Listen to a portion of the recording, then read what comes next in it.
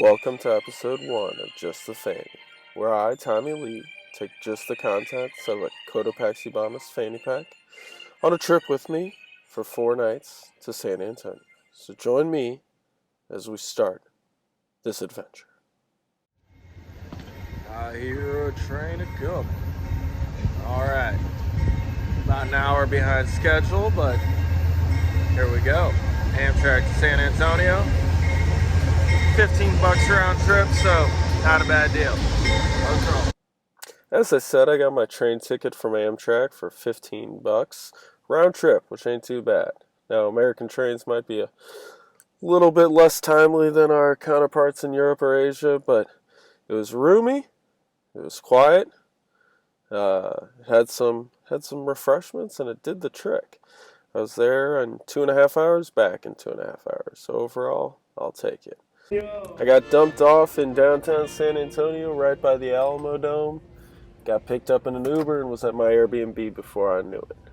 From there, crashed for the night. The next morning, woke up and took a walk around the neighborhood, which is Beacon Hill, which is a cool little place. Got cool houses, wide streets, good place to walk around. Found myself walking over to Bright Coffee, which is a little bit of a blend of art studio, music venue, coffee house, hangout spot, and it was all those things and more. Coffee was good, staff was nice, and I would highly recommend it. It was just what I needed to get myself over to the Salvation Army. I was at the Salvation Army in their Angel Tree warehouse to help sort and then bag and then distribute toys for 6,000 angels that they provide Christmas gifts for every year. It was quite the experience with a ton of other volunteers. I got myself put into an office sorting out toys and trying to find the best home for them and the best angel to pair them with.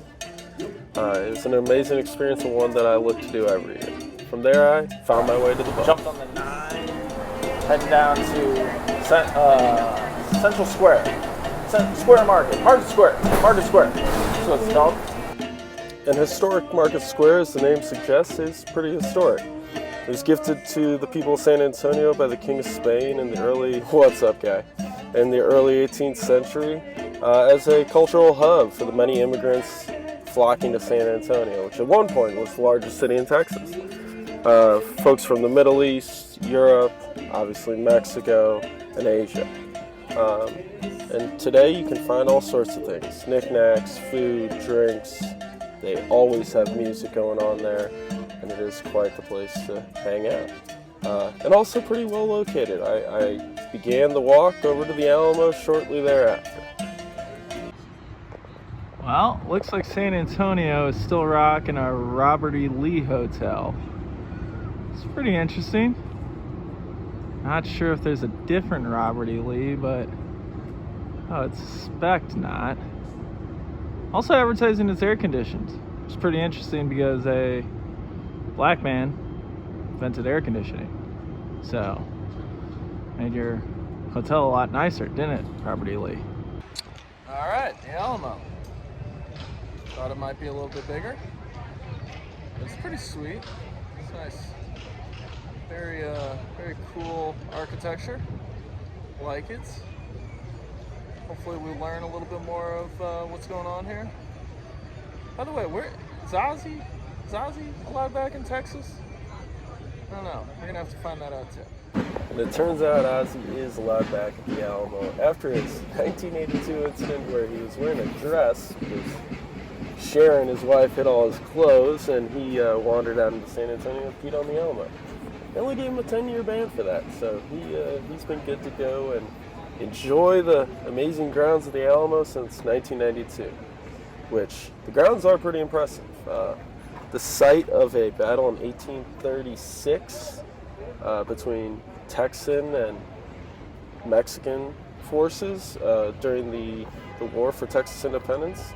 We saw James Bowie and Davy Crockett sacrifice themselves, during the battle, which became a rallying cry during the later parts of the war and eventually led to Texas independence. So obviously down here, it's a big deal along with those dudes. So But very nice place to bounce around, and they had a lot to offer, from guys playing the drums to Christmas lights. These guys are killing it, man. Yes, if you know, impending doom and death is coming. There's tribes in the Alamo. Might as well have some good beats to go out on. Could be in drumline too, man. I'm sure Nick Hannon needs a few extra bucks. He's got all his kids. Come on away. I continued my mission to see missions by visiting Mission Concepcion and Mission San Jose, which you're seeing right here. There are 5 missions left in San Antonio, or the most well-known 5. Starts with the Alamo, the furthest north, and then there's 4 others that run down the San Antonio River going south. All of them date from the 18th century, and all of them have pretty nice historical history. 4 of them are part of the National Park Service. The only one that is not is the Alamo, which Texas runs itself, being very Texas of them. The coolest thing in my mind was that some of the missions are still being utilized today for services. And I was lucky enough on Sunday morning at 9 a.m.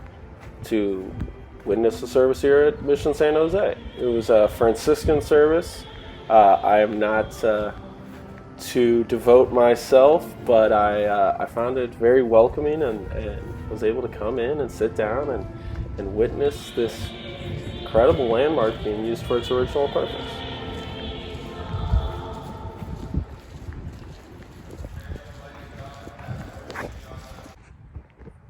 Just leaving the San Jose mission. It was pretty sweet. Got to pop in for a little bit of the St. Franciscan service. Apparently 3 of the 4 missions in the national park are Franciscan. I'm walking up to Mission Concepcion, which is I guess straight Catholic. Like the bishop, archdiocese, they run that joint. But the other 3 in the park are Franciscan. And so, yeah, I got a little walk here. It's pretty. It's nice.